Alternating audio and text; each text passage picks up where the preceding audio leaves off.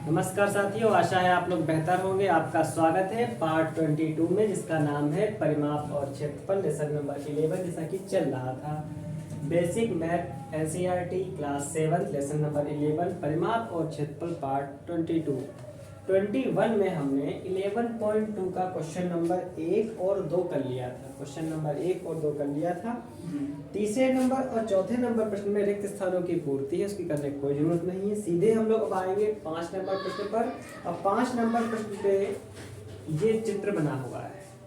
यहाँ पे आपको जो ब्लैक पेन से रेखा दिख रही है वो चित्र था, और जो ब्लू पेन से ये हमने अलग से इस पे आरोपित की है रेखाएं।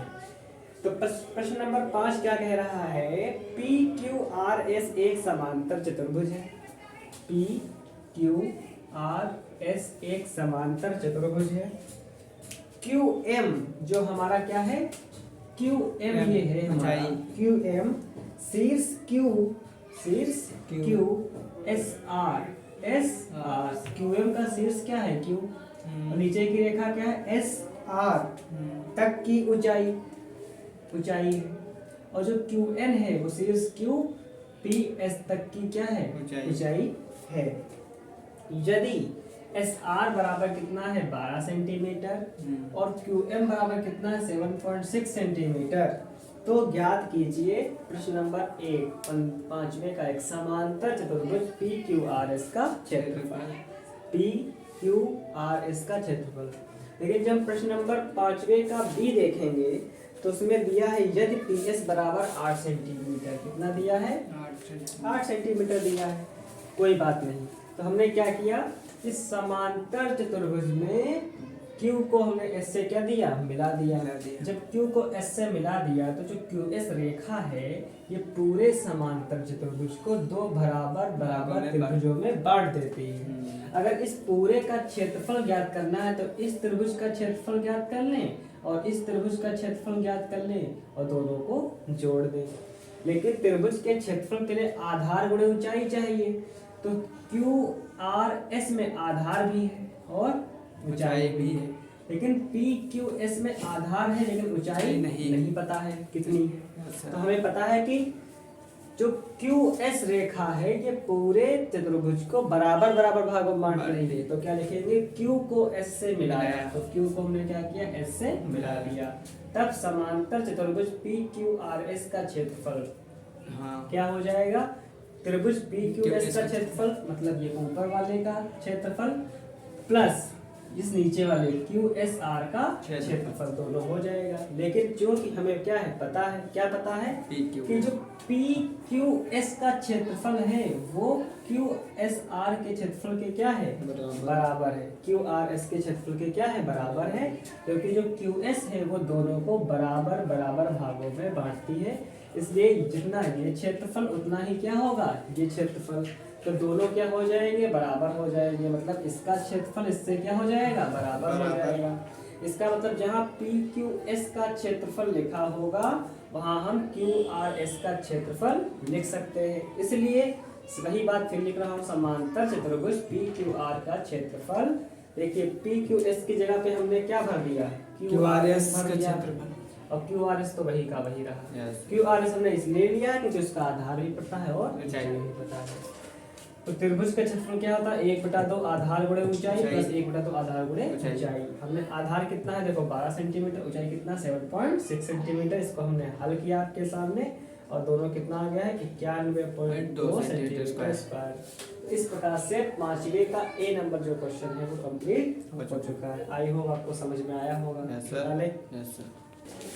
अब हम बढ़ते हैं प्रश्न नंबर बी की ओर। प्रश्न नंबर बी जो 5वें का बी है वो कह रहा है क्यू एन ज्ञात करना है। ये क्यू एन ज्ञात करना है यदि पी एस बराबर क्या हो? 8 सेंटीमीटर। पी एस कितना हो? 8 सेंटीमीटर। तो हमें पता है, अभी हमने क्या पता कि जो ये जितना इसका क्षेत्रफल होगा उतना ही क्या होगा? इसका क्षेत्रफल होगा। इसका मतलब पी क्यू एस का क्षेत्रफल बराबर क्यू एस आर का क्षेत्रफल। और क्यू एस आर का क्षेत्रफल हमने कितना निकाला था? 45.6 सेंटीमीटर स्क्वायर अभी निकाला था। और इसका क्या होता है? 1/2 आधार गुणे ऊंचाई। 1/2 आधार कितना है इसका? 8 है। ऊंचाई कितनी है? क्यू एल ही निकालनी है। ये कट गया, यहाँ से हमें Q1 की वैल्यू निकालनी, 4 क्या है गुणे में हो जाएगा बटे में, सेंटीमीटर से स्क्वायर से कटेगा 1 सेंटीमीटर बच जाएगा, 4 एकम 4 और 4 एकम 4, 4 एकम 4 और 4 एकम 16। ये हमारा क्या आ गया आंसर आ चुका है। आई होप आपको समझ में आया होगा। बेसिक मैथमेटिक्स की यात्रा में चल रहे थे, तो इसीलिए हमने सिर्फ 11.2 का क्वेश्चन नंबर 5 जो है उसको एक एग्जाम्पल के रूप में करवाया। फिर हम लोग आगे बढ़ जाएंगे हेडिंग नंबर 6 पर, इसका नाम है वृत्त। यहाँ पे हमने आपके सामने एक वृत्त बनाया है, ये वृत्त का केंद्र है, केंद्र से परिधि की दूरी जो होगी वो क्या होगी, त्रिज्या होगी। अगर इसी लाइन को आगे तक बढ़ा दें तो ये जीवा बन जाए, ये व्यास बन जाता है।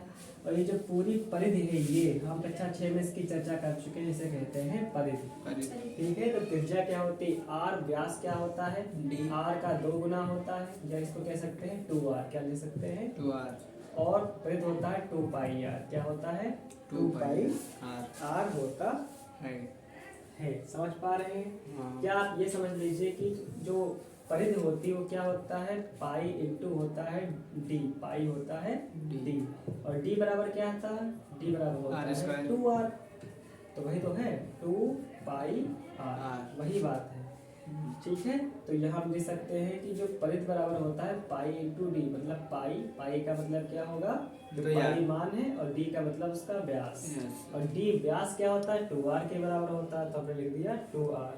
तो क्या होगा परिधि बराबर क्या आ जाएगा 2 पाई आर। इस प्रकार से परिधि का सूत्र निकल के आ गया है। आपके सामने अब आ जाएगा वृत्त का क्षेत्रफल। 7 नंबर हेडिंग हम यहाँ पे डाल लेंगे, वृत्त का क्षेत्रफल, वृत्त का क्षेत्रफल। वृत्त का अगर क्षेत्रफल हमें अगर ज्ञात करना होगा तो हम कैसे इसको ज्ञात करेंगे, इसको हम लोग देख लेते हैं। ठीक है, तो वृत्त का क्षेत्रफल बराबर क्या होता है, परिधि का आधार गुणे 1/2 गुणे 2 पाई आर गुणे आर गुणे आर। ठीक, तो इसका मतलब क्या होता है, जो वृत्त का क्षेत्रफल होता है वो कुछ नहीं होता, आप सिंपल लिख लीजिए पाई आर स्क्वायर होता है, पाई आर स्क्वायर होता है, ये होता है वृत्त का क्षेत्रफल। ठीक है, तो हमें 2 चीजें पढ़ी, वृत्त परिधि क्या होता है 2 पाई आर, और वृत्त का क्षेत्रफल क्या होता है पाई आर स्क्वायर। और कुछ भी नहीं पढ़ना है, कक्षा 6 में चर्चा हो चुकी है। 11.3 के लिए हम लोग तैयार हो चुके हैं। डाले अब 11.3 का प्रश्न नंबर 1 क्या कह रहा है, प्रश्न नंबर 1 कह रहा है निम्न त्रिज्याओं वाले वृत्तों की परिधि ज्ञात कीजिए। तो मतलब कुछ त्रिज्याएं दी हैं, तो क्वेश्चन नंबर 1 पे कितना है 40 सेंटीमीटर, क्वेश्चन नंबर बी पे कितना है वो है 28 मिलीमीटर, और क्वेश्चन नंबर जो सी दिया है वो कितना है 21 सेंटीमीटर। ठीक है, और यहाँ पे क्या कह रहा है पाई बराबर हमें कितना लेना है 22/7 लेना है, तो हम ज्ञात कर लेंगे। तो अगर त्रिज्या r, ये क्या दिया है r, क्या दिया है r, अगर r बराबर कितना दिया है, अगर r बराबर कितना दिया है 14 सेंटीमीटर। ठीक है, तो हमें क्या याद करना है वृत्त की परिधि, तो हमें पता है वृत्त की परिधि c बराबर क्या होता है 2 पाई आर, और 2 क्या हो जाएगा 2 पाई कितना है 22/7, और r कितना हो जाएगा 14 सेंटीमीटर। तो 7 एकम 7, 7 दूनी 14, यह कितना आ जाएगा, इसको हम आगे यहाँ पे हल कर लेते हैं। तो 2 दूनी 4, 4 दूनी 8, 4 दूनी 8, 88 सेंटीमीटर। समझ पा रहे हैं? Yes sir. तो कितना आ जाएगा 88 सेंटीमीटर हमारा आ जाएगा। अगर हम यहाँ पे बात करते हैं तो r बराबर कितना दिया है 28 मिलीमीटर दिया है, तो वृत्त की परिधि c बराबर क्या हो जाएगा 2 पाई r, तो 2 और पाई कितना है 22/7, और r कितना है 28 मिलीमीटर। 7 से कम 7, 7 चुक्कू 28, तो कितना हो जाएगा 4 दूनी 8, 8 दूनी 16, 8 दूनी 16, 176 सेंटीमीटर। कितना आ जाएगा 176 सेंटीमीटर आ जाएगा। यहाँ पे क्या 21 सेंटीमीटर, r बराबर कितना दिया है 21 सेंटीमीटर दिया है, c हमें ज्ञात करना है 2 पाई r, तो 2 कितना हो जाएगा पाई कितना हो जाएगा 22/7, और r हमारा कितना हो जाएगा 21 सेंटीमीटर। 7 एकम 7, 7 21, 3 दूना 6 दूनी 12, और 6 दूनी 12, 132 सेंटीमीटर। समझ पा रहे हैं? मिलीमीटर है सेंटीमीटर, हाँ तो यहाँ पे मिलीमीटर ही होगा। ठीक है, 132 सेंटीमीटर। यहाँ पे 132 आ गया। यहाँ पे इसके यहाँ क्या करें, गुना करिए, 22 की 2 से गुना करिए, फिर 3 से गुना करिए, 22 की 2 से गुना करिए, फिर 4 से गुना करिए, और 22 की 2 से गुना करिए, फिर 2 से गुना करिए। इस प्रकार से अगर हमें R दिया हो तो हम C निकाल सकते हैं। आई होप आपको समझ में आ गया होगा। बता दें। Yes sir. अब प्रश्न नंबर 2 की ओर बढ़ेंगे। प्रश्न नंबर 2 क्या कह रहा है कि निम्न वृत्तों का क्षेत्रफल ज्ञात कीजिए। दिया है तो क्या दिया, त्रिज्याएं दी है। तो क्वेश्चन नंबर ए यहाँ पे हो गया, अब बी हमारा यहाँ पे है, और सी हमारा यहाँ पे है। तो सी में जो त्रिज्या दी है वो कितनी त्रिज्या दी है, वो दी है 14 मिलीमीटर। और जो बी मतलब व्यास दिया है, वो व्यास कितना दिया है, व्यास दिया है 49 मीटर। Yes. और जो सी नंबर पे जो त्रिज्या दिया हुआ है वो हमारा दिया हुआ है 5 सेंटीमीटर। आई होप आपको समझ में आया होगा। और पाई बराबर कितना यहाँ पे दे रखा है, पाई बराबर हमें बनना है 22/7। निकालना क्या है निकालना है हमें वृत्त का क्षेत्रफल। तो वृत्त का क्षेत्रफल होता है, क्या होता है, पाई आर स्क्वायर। तो पाई कितना है 22/7, और आर हमारा कितना है 14 मिलीमीटर गुणे 14 मिलीमीटर। 14 मिलीमीटर हो जाएगा। स्क्वायर है तो उसको हम 2 बार लिख सकते हैं।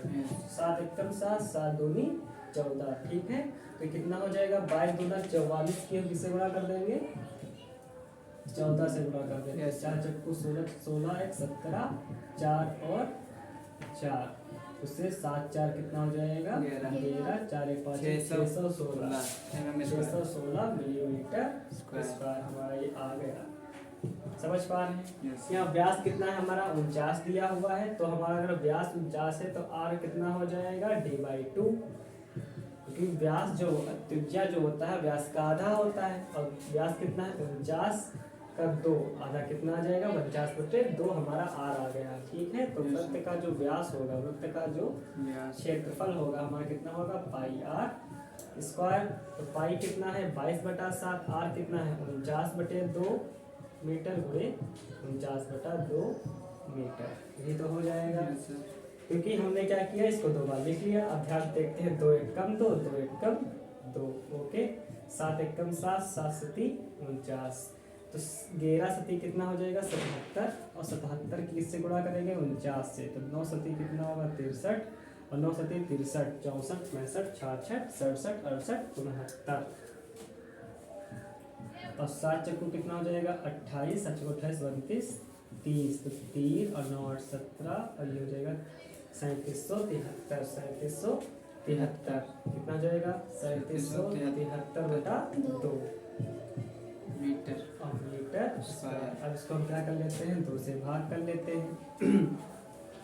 तो 2 एकम कितना हो जाएगा 2, कितना 7, 2 अट्ठी कितना हो जाएगा 16, फिर 1 बचेगा, फिर 2 अट्ठी कितना हो जाएगा 16, फिर 3 बचेगा, 2 6 कितना हो जाएगा 12, फिर 1 बचेगा 0.5, बता कितना आएगा, फिर आएगा 18.86.5 मीटर स्क्वायर। ये हमारा क्या निकल आएगा, ये वृत्त का क्षेत्रफल निकल आएगा। क्या यही आंसर आ रहा है, देख लें। अब त्रिज्या हमें कितना है 5 सेंटीमीटर है, तो वृत्त का क्षेत्रफल कितना हो जाएगा पाई आर स्क्वायर। पाई कितना है 22/7, और आर कितना है हमारा 5 सेंटीमीटर गुणे 5 सेंटीमीटर। समझ पा रहे हैं। यस सर, कितना हो जाएगा 25। अब 25 की किससे करेंगे 22 से गुणा, किससे करेंगे 22 से। कितना हो जाएगा 5 2 50 का 0 हंसी लगाएगी 4 1 5, और ये कितना आ जाएगा 550।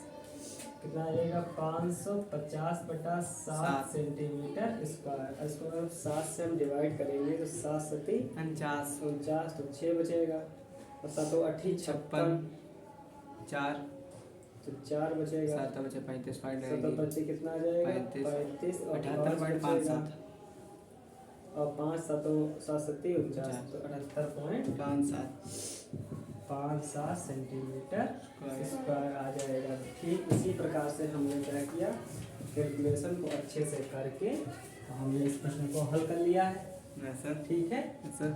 तो हमारे पास व्यास का क्या होता है, व्यास का अगर हम क्या कर देते हैं आधा कर देते हैं तो त्रिज्या हो जाएगी और त्रिज्या से हम सूत्र को लगा लेंगे। तो प्रश्न नंबर 2 भी आपको समझ में आ गया होगा, मिटा दें। Yes sir. तो प्रश्न नंबर 3 की ओर बढ़ते हैं। क्या कह रहा है, यदि एक वृत्ताकार शीट की परिधि कितना है, सी बराबर कितना दिया है, सी बराबर कितना है 154 मीटर है, ठीक है। तो इसकी त्रिज्या ज्ञात कीजिए। क्या ज्ञात करना है, त्रिज्या ज्ञात करना है। लेकिन हमें पता है कि जो परिधि बराबर क्या होता है 2 पाई आर। तो परिधि बराबर कितना होता है 2 पाई आर। तो 2 पाई आर बराबर कितना दिया है 154 मीटर दिया है। कितना दिया है 154 मीटर दिया है। और पाई बराबर कितना हमें लेने को कह रहा है 22/7 लेने को कह रहा है। यहाँ से हम क्या ज्ञात कर लेंगे, यहाँ से हम ज्ञात कर लेंगे आर का मान।